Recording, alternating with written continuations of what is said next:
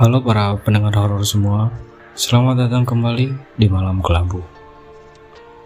Kali ini saya akan menceritakan tentang kisah yang berjudul Mendaki Bersama Orang yang Sudah Meninggal.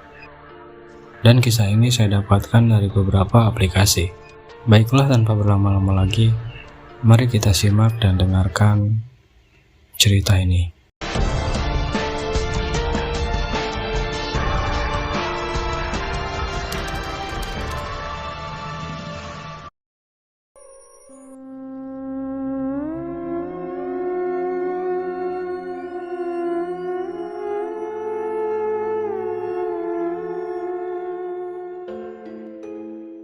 Ini merupakan kisah nyata yang saya alami ketika ikut menjadi anggota pecinta alam di Madiun.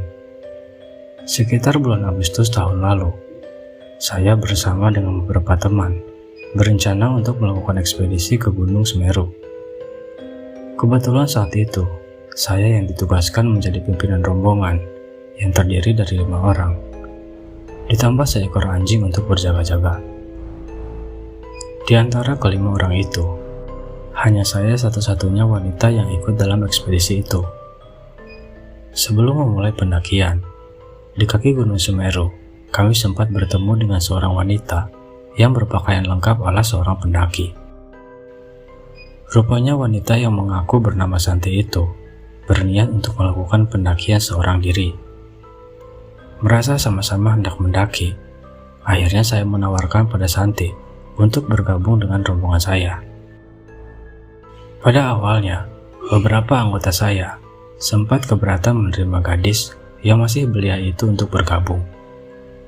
Namun setelah saya memberi pengertian sambil memaksa, akhirnya rekan-rekan saya dapat menerima kehadiran gadis tersebut dalam kelompok kami. Selama perjalanan, terlihat kalau Santi termasuk wanita yang suka bergaul. Tak heran, dalam waktu yang relatif singkat, kami sudah dapat saling bercanda. Sehingga perjalanan yang seharusnya terasa berat itu, kami rasakan menjadi ringan. Tak terasa hari mulai gelap, karena jalan yang kami lewati mulai diselimuti dengan kabut.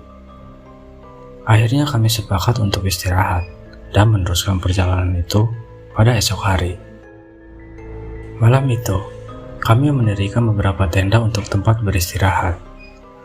Karena Santi wanita, saya memerintahkan agar ia tidur bersama saya di dalam satu tenda. Sesuai kebiasaan, kami menugaskan salah seorang dari kelompok kami untuk berjaga-jaga dari serangan binatang buas. Kebetulan saat itu, yang mendapat tugas untuk menjaga adalah rekan saya yang bernama Robi, dengan ditemani oleh seekor anjing. Saat kami sedang terlelap oleh dinginnya malam, Robi memanfaatkan untuk melakukan sholat malam.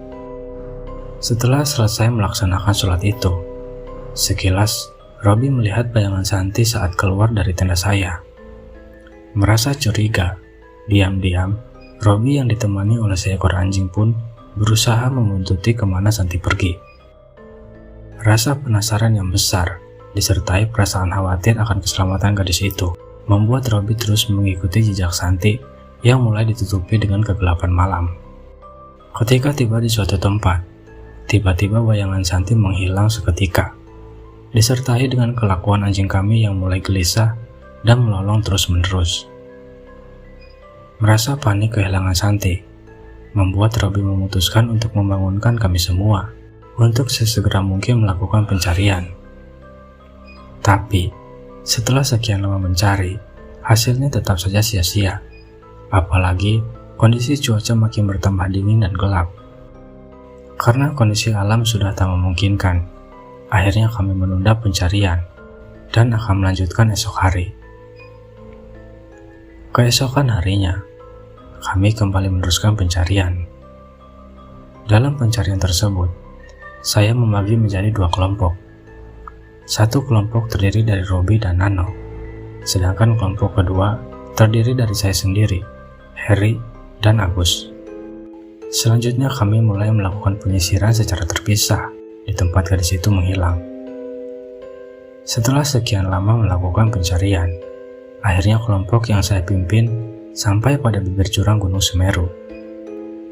Di dasar jurang itu, saya dengan beberapa rekan melihat ada sebuah tas ransel yang tergeletak. Ketika dengan sesama, kami memperhatikan warna dan jenis tas tersebut. Sepertinya ransel itu sama seperti yang dipakai oleh Santi.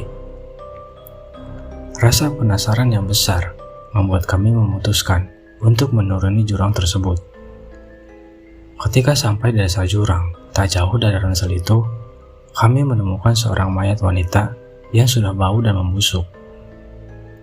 Untuk mengetahui lebih jelas siapa gerangan mayat itu, akhirnya kami memutuskan untuk membawanya turun ke kaki Gunung Semeru dan melaporkan kejadian ini pada tim SAR yang ada di sana. Setelah sampai di bawah, para penjaga gunung itu langsung melakukan pemeriksaan terhadap mayat Santi. Setelah mendapat keterangan dari tim SAR, kami benar-benar kaget karena mayat yang kami temukan sudah sebulan lebih dicari-cari oleh mereka. Mendengar kejadian dari para penjaga gunung itu, saya langsung terduduk lemas. Ternyata, Santi yang selama pendakian bergabung dengan kami adalah mayat yang sedang dicari-cari.